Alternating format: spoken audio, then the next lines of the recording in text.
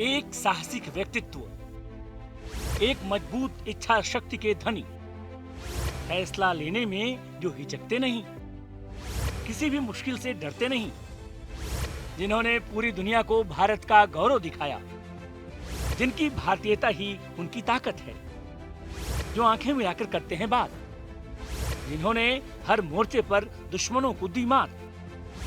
Global leader Narendra Modi. Narendra Modi एक ऐसा नाम जो दुनिया में भारत की पहचान बन चुका है। प्रधानमंत्री मोदी दुनिया में ग्लोबल लीडर के तौर पर छा चुके हैं। पिछले 9 सालों में अगर हम देश की सियासत की बात करें तो कोई भी मोदी का विकल्प नहीं है। प्रधानमंत्री के तौर पर मोदी ने जो किया वो करना सबके बस की बात नहीं। यही एक वजह है कि दुनिया आज भारत की तरफ आशा भरी निगाहों से देख रही है। G20 सम्मेलन की तस्वीरें आपने जरूर देखी होंगी, जब भारत में पहली बार इतनी बड़ी संख्या में राष्ट्राध्यक्ष पहुंचे और भारत की मेजबानी में भारत को जाना। समिट के जर्रे जर्रे में भारतीयता दिखाने में प्रधानमंत्री मोदी ने कोई कसर नहीं छोड़ी। यही वजह है कि दुनिया ने उस नए भारत का चेहरा देखा जिसे शायद बहुत पहले ही दिखाना चाहिए था। भारत की परंपरा, भारत का वैभव, भारत की संस्कृति और गौरवशाली इतिहास, सभी कुछ की झलक दिखी G20 समिट में। इतना ही नहीं, प्रधानमंत्री मोदी की वैश्विक स्वीकार्यता किस कदर पूरी दुनिया में बढ़ी है, इसका प्रमाण तब दिखा जब नई दिल्ली घोषणा पत्र को सभी सदस्य देशों ने बिना चर्चा के ही स्वीकार कर लिया। जाहिर है ये प्रधानमंत्री मोदी के कद को दिखाता है। नरेंद्र मोदी जी की छवि में निरंतर सुधार और उनके बड़े पैमाने पर बढ़ते हुए अनुयायियों, प्रशंसकों को देखकर थोड़ा आश्चर्य ज़रूर होता है कि एक साधारण सा भारतीय नागरिक जिसके न तो माता पिता कभी राजनीति में रहे, जिसको न कोई बड़ा राजनीतिक प्रश्रय मिला, जो पार्टी में भी एक साधारण कार्यकर्ता रहा, बल्कि दिल्ली के भाजपा मुख्यालय में झाड़ू तक लगा चुका, जो साधारण जीवन से व्यतीत किया, चाय की दुकान चलाता था, एक ऐसा व्यक्ति भारत के सत्ता के शीर्ष पर पहुंच जाए, न केवल पहुंच जाए जहां से फिसलन बहुत होती है, बल्कि सारे विश्व में उसकी छवि सुधरे और आज विश्व का नेता बन जाए, ये राजनीति शास्त्रियों, समाज शास्त्रियों और विचारकों के लिए गंभीर विषय है विश्लेषण करने के लिए कि कैसे बिल्कुल अर्श तक पहुंच गया एक आदमी फर्श से। अब सवाल उठता है कि आखिर ये कैसे हुआ? क्या एक दिन में कोई चमत्कार हो गया या फिर भारत के सतत बढ़ते प्रभाव का नतीजा है? और अगर ऐसा है तो आखिर प्रधानमंत्री मोदी ने ऐसा क्या कर दिया जो पूरी दुनिया उन्हें आशा भरी निगाहों से देख रही है? तो इसकी वजह है पीएम मोदी की दूरदर्शी सोच।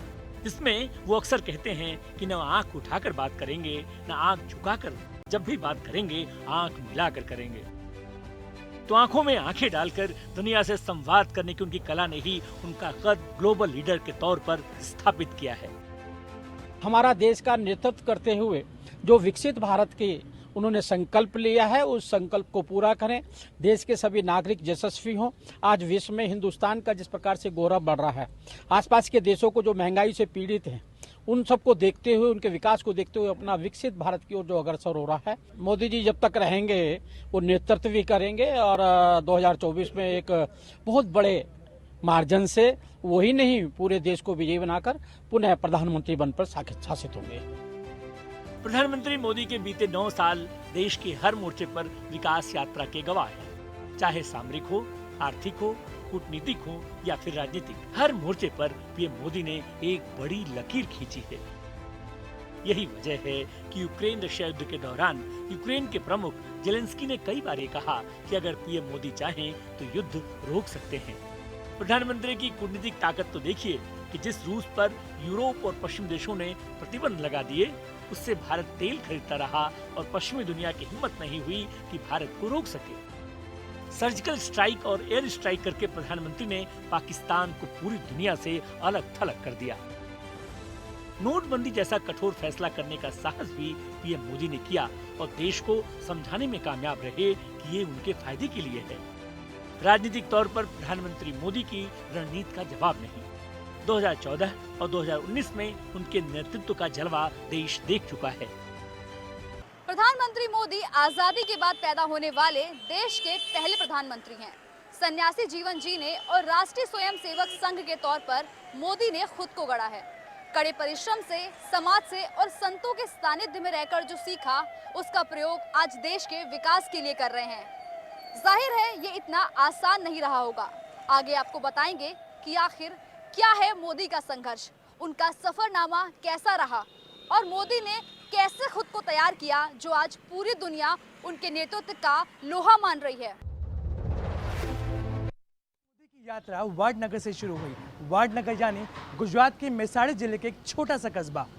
भारत की आज़ादी और गणतंत्र की स्थापना के कुछ महीनों बाद 17 सितंबर दामोदर दास मोदी और हीराबा की तीसरी संतान के रूप में जन्मे नरेंद्र मोदी। और किसको क्या पता था कि उस गरीब परिवार में जन्मा ये बच्चा आगे चल के भारत की पहचान बन जाएगा।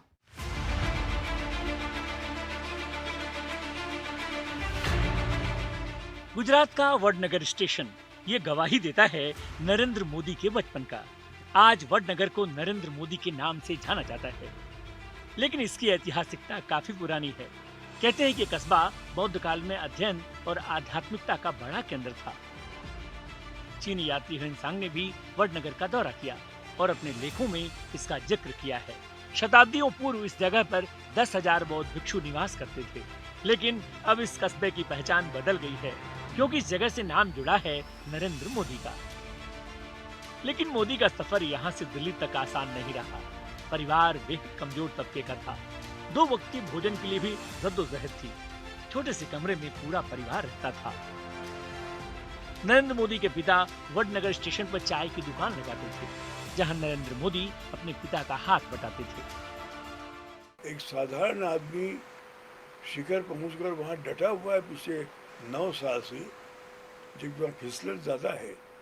ये एक गंभीर विषय है हर अध्येता के लिए, हर राजनीति शास्त्र के छात्र के लिए। मेरा मानना ये है कि एक तो इनका जो नेतृत्व है, सबको साथ लेने वाला, वाकई में सबका साथ जो नारा दिया है बड़ा महत्वपूर्ण है, दिलचस्प है, गौरतलब है और वाकई में ये लोग साथ लेके चलने का प्रयास कर रहे हैं। जीवन के शुरुआती संघर्षों में नरेंद्र मोदी के जीवन पर मजबूत छाप छोड़ी, संघर्ष करना सिखाया, चुनौतियों से जूझने का जज्बा पैदा किया। बाल नरेंद्र ने अपनी पढ़ाई और चाय स्टॉल पर हाथ बटाने में दोनों के बीच संतुलन स्थापित किया। नरेंद्र मोदी के सहपाठी उन्हें तर्कशील, मेधावी और मेहनती छात्र के रूप में याद करते हैं। बाल नरेंद्र को किताबों से शुरू से ही लगाव रहा है। उनके सहपाठी बताते हैं कि घंटों स्कूल की लाइब्रेरी में रहा करते थे। खेल में तैराकी बहुत पसंद थी। शुरू से ही नरेंद्र मोदी को किसी खांचे में बंद कर रहना बिल्कुल पसंद नहीं था। वो हमेशा ही लीक से हटकर चलने के हिमायती थे। समाज के प्रति सेवा की ललक शुरू से ही थी। स्वामी विवेकानंद के विचारों ने उनके मन मस्तिष्क पर गहरा प्रभाव डाला और अध्यात्म की ओर जाने के लिए प्रेरित किया। प्रधानमंत्री जी ने 2014 में जब से देश के प्रधानमंत्री के रूप में शपथ लिया है, उनकी प्राथमिकता गरीब कल्याण,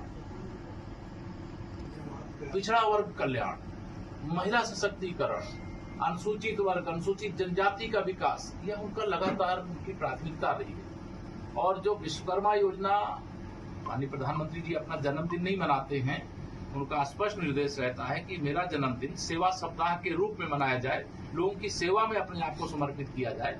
और हम लोग भगवान विश्वकर्मा जी की जयंती से पंडित दीनदयाल उपाध्याय जी की जयंती 25 सितंबर तक, 17 से 25 तक एक अभियान है, कार्यक्रम है। मेरा माटी मेरा देश का कार्यक्रम हमारा चल ही रहा है। लेकिन इस बीच जो 30 लाख से अधिक लोगों के लिए यह योजना लेकर के आने का काम हुआ, मैं उसका स्वागत करता हूं। नरेंद्र मोदी के बारे में कहा जाता है कि वो बचपन से ही बेहद साहसी थे। उनके साथ के दोस्त बताते हैं कि बचपन में एक बार वो मगरमच्छ पकड़कर घर ले आए, जिससे उनकी माताजी नाराज हो गई। जिसके बाद बाल नरेंद्र ने मगरमच्छ को वापस तालाब में ले जाकर छोड़ दिया। शुरुआत से ही समाज के प्रति कुछ कर गुजरने का जज्बा उनके अंदर पैदा हो गया था। 1967 में 17 साल की उम्र में ही बाल नरेंद्र ने घर छोड़ दिया और अहमदाबाद जाकर राष्ट्रीय स्वयंसेवक संघ की सदस्यता ले ली। 1974 में मोदी नव निर्माण आंदोलन में शामिल हुए। इस दौरान पढ़ाई भी जारी रखी और राजनीति शास्त्र में एमए पूरा किया। बतौर संघ कार्यकर्ता नरेंद्र मोदी ने पूरे देश में प्रचारक का काम किया। उनकी कुशल सांगठनिक क्षमता ने संघ के भीतर उनका कद बढ़ा दिया। बीजेपी के स्थापना से पहले तक मोदी ने संघ के प्रचारक के तौर पर उत्तर भारत से दक्षिण भारत तक अपनी जिम्मेदारियां निभाई, जिसके बाद वो बीजेपी में शामिल हो गए।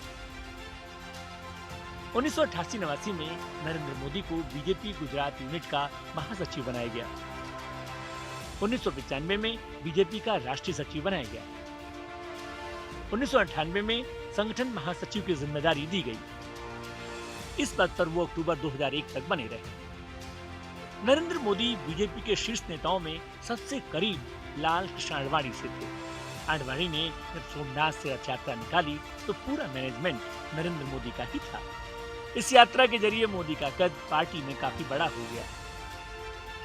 साल 2001 में केशुभाई पटेल को सीएम पद से हटा दिया गया, जिसके बाद ये जिम्मेदारी नरेंद्र मोदी को सौंप दी गई। इस पद पर वो लगातार 2014 तक बने रहे। गुजरात के मुख्यमंत्री के तौर पर उनका गुजरात मॉडल खासा लोकप्रिय रहा। इसकी सराहना विदेशों तक में हुई। वैसे एक दिलचस्प किस्सा और है। जब नरेंद्र मोदी को मुख्यमंत्री पद के लिए चुना गया और उन्हें जानकारी दी गई, उस वक्त वो दिल्ली में किसी के अंतिम संस्कार में गए हुए थे। उसी दौरान उन्हें फोन आया और वो फौरन गांधीनगर पहुंचने को कहा गया। बहरहाल मुख्यमंत्री बनने के बाद उनकी पहली चुनौती गुजरात में उनका इंतजार कर रही थी। फरवरी 2002 में साबरमती एक्सप्रेस के कुछ डिब्बों में आग लग गई। इसमें अयोध्या से लौट रहे 59 कार सेवक मारे गए, जिसके बाद गुजरात में दंगे भड़क उठे। दंगों में सैकड़ों लोगों की जान गई। विपक्ष ने दंगों के लिए मोदी पर खूब आरोप लगाए। केंद्र में 2004 में जब कांग्रेस की नेतृत्व वाली सरकार आई तो जांच के नाम पर मोदी को खूब परेशान किया गया। खुद प्रधानमंत्री मोदी ने अपने कई भाषणों में बताया कि कैसे जांच एजेंसियों ने उन्हें 9-9 घंटे पूछताछ की, वो भी तब जब वो एक राज्य के सिटिंग सीएम थे। खैर जांच चलती गई और मोदी को क्लीन चिट मिलती गई। सुप्रीम कोर्ट की एसआईटी ने भी माना कि नरेंद्र मोदी बेदाग हैं, लेकिन विपक्ष आज भी मोदी को घेरने के लिए पुराना राग अलापने में नहीं चूकता। मोदी के ग्लोबल मोदी बनने में उनके जीवन के संघर्षों का बड़ा योगदान रहा है। संघर्षों की भट्टी पर तप कर निकले नरेंद्र मोदी आज दुनिया के मजबूत नेता माने जाते हैं। इसके पीछे उनके जीवन का अथक परिश्रम और संघर्षों का वो दौर रहा है, जिससे नरेंद्र मोदी कभी घबराए नहीं, उससे बल्कि बहुत कुछ सीखा है। आगे बताएंगे कि बतौर प्रधानमंत्री रहते नरेंद्र मोदी ने ऐसा कौन सा चमत्कार कर दिया कि आज पूरी दुनिया उनके आगे नतमस्तक है। बने रहिए न्यूज़ 1 इंडिया के साथ।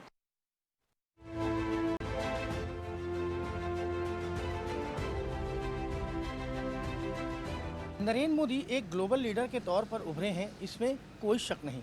लेकिन चलिए आपको पीछे ले चलते हैं कि कैसे एक प्रचारक के रूप में नरेंद्र मोदी ने अपना सफ़र शुरू किया, कैसे आपातकाल के बाद बीजेपी और संघ में अपनी पकड़ मजबूत की, और आपको ये भी बताएंगे कि कैसे आपातकाल के बाद नरेंद्र मोदी ने एजेंसियों को चकमा दिया।